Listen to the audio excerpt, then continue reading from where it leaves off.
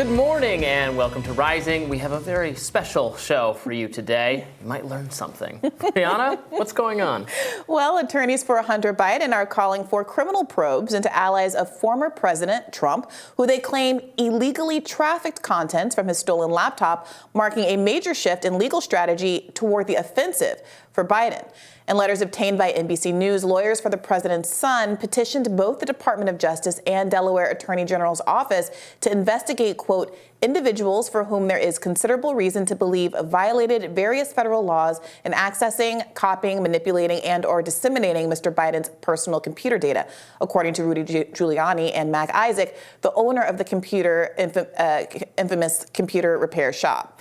Biden's lawyers also sent a letter to Fox News' Tucker Carlson demanding the retraction of false and defamatory statements and putting the network, quote, on notice of possible legal action. So this is going on the offensive, but there's going to be a couple issues here. One being, so even if it's true that the computer repair shop owner and perhaps Rudy Giuliani violated some basic cybercrime law or theft law from allegedly taking a laptop that didn't belong to them or doing something with it, that is not going to, let's say that's true, and you have some case, maybe even a criminal case against those two individuals or some other people like that.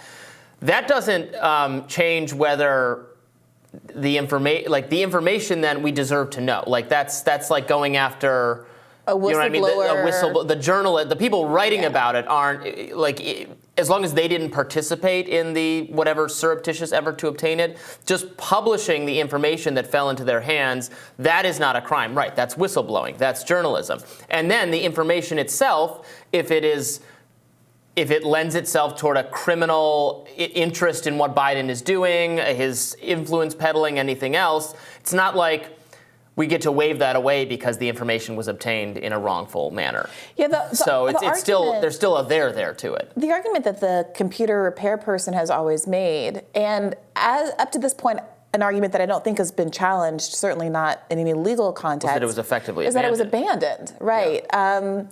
So I don't know how they expect to get around that. And as far as I've seen, the reporting so far hasn't been very specific about what federal or Delaware laws they're alleging have been broken by not just the computer repair person. They're talking about whether Rudy Giuliani broke a law by disseminating this information.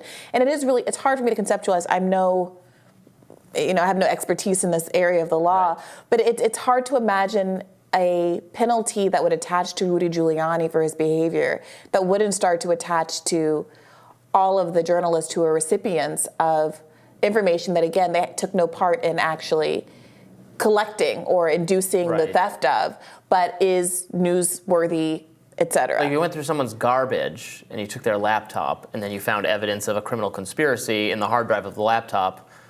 There would be no charges. Yeah. And anyway, and even if there were, even if you violated some disposal of trash statute, there's evidence of a criminal conspiracy on the laptop. Right. That's so its own thing. What is the point of this? I don't understand. It's to intimidate people to back off, probably. It's odd, though, because at this point, it's all out, right? It's not as though the threat of legal action is going to prevent some tasty morsel from the laptop from not getting out. We know everything that's on there. So at this point, it feels almost more of a media ploy to give somebody a different kind of story, to share wrongdoing, the same way that the story of the misplaced confidential documents that now it seems everybody in the world has.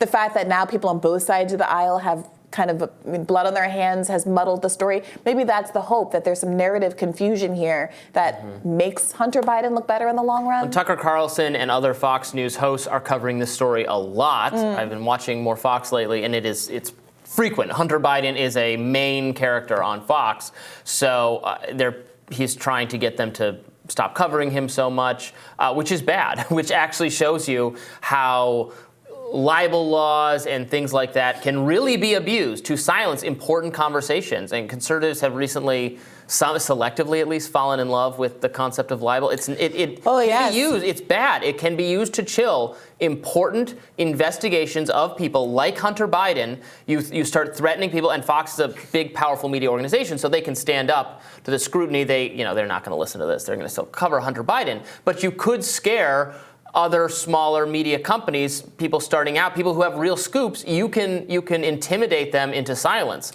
Actually, that was the early story with Me Too, with some of the Harvey Weinstein stuff, with stuff in other countries, in Australia, where the libel laws are super duper strong, and you can't say anything mean about anyone without getting sued out of existence. Yeah. It's a bad thing. Yeah, I mentioned this in a radar that I did, I think, last week. There's a case in Texas where Beto O'Rourke is being sued because he accused a local big energy kind of oil mogul of basically paying off Greg Abbott in the concept of their campaign, giving donations to Greg Abbott in terms of in exchange for favorable legislation that, in fact, did come down the pike for whatever reason. There's favorable legislation to this oil company, and now the oil billionaire is suing Beto O'Rourke for defamation, for making political statements about drawing inferences about pay to play and lobbying efforts. So are we going to live in a world where if a billionaire doesn't like the fact that you're accusing him of lobbying the government for favorable legislation, you can be sued and have the financial backing of billions of dollars leveraged against you when you're just a politician trying to make a case for your constituents? Whatever you feel about Beto O'Rourke, and I'm no big fan, that the long-term implications of that seem obviously very harmful. Yeah, it's very concerning. It's not the right. It's just bad. Yeah, it's bad to close off public discussion of important issues. And we deserve to know more about what Hunter Biden was doing, if he was promising access to his father, to shady foreign interests. Is that the angle that's being taken on Fox, or were they talking about kind of the more prurient aspect? No. They're taking that issue. In fact, they were talking about it, I think, on the 5 yesterday, earlier this week. Geraldo Rivera and Judge Jeanine Pirro were debating it, and she said explicitly, no, we don't care. Geraldo was trying to say, and I agree with him on this, this is a man who had a drug problem. Joe Biden cares about his son. What's the national interest in that? But so Judge Pirro said, no, that's not what we care about here, and it's not what I care about. Is there particular, evidence? Are there connections, claims that are being made about what that influence peddling looked like? What actually illegal may have happened? Anything of that sort? Well, there's lots of claims being made. We've seen them, some of these emails and these messages promising access to the big guy, et cetera. It seems pretty clear, to me at least, that Hunter Biden was trying to leverage his last name but the argument for his that own financial liberals interest. make is that there's no evidence that he was successful in doing so, or that Biden participated. I think that's still an open question, whether Biden himself had anything illicit involvement in that, and then also whether the influence peddling technically does violate some actual criminal code. That remains to be seen. But anyway, I don't think they're going to put it to get it out of the public dialogue or shut it down by going after Rudy Giuliani for passing along the laptop. That's not going to happen. Remember when, or the laptop repair shop owner. Remember when people were, the mainstream media and then all the FBI officials never said this is Russian disinformation. This is, but. Isn't there an actual laptop repair shop owner? What do they think? They hired an actor to play the laptop owner? It goes to show you the power of that smear at the time. If you labeled anything Russian disinformation, to push back against it was also Russian disinformation. It was a kind of McCarthyism. It really was. I just remember thinking, what are they going to say when the actual guy comes forward who says, I'm the guy who owns the laptop repair shop? Like, they're going to point at him and say, Russian. He's going to be disguised. I own the laptop repair shop. Like, aha! Oh, God, don't let him have an accent or even an Eastern European last name. Well, coming up later on Rising, we'll be joined by the Twitter Files' David Zweig and Michael Schellenberger to hear the story behind their reporting. You do not want to miss that, and you don't want to miss Briahna's Radar, which is coming up next.